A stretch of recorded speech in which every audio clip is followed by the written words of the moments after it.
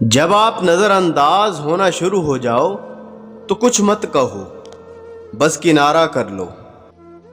اگر کہیں یہ شک بھی ہو جائے کہ یہ شخص اللہ کے قریب ہے تو اس شخص کے قریب ہو جاؤ۔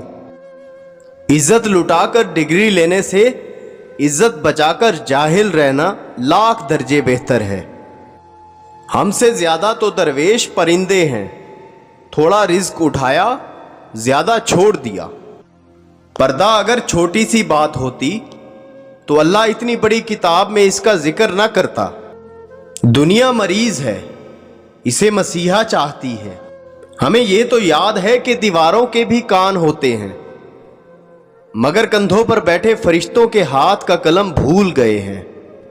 اگر گندے کپڑوں میں شرم آتی ہے تو گندی سوچ رکھنے میں بھی شرم آنی چاہیے۔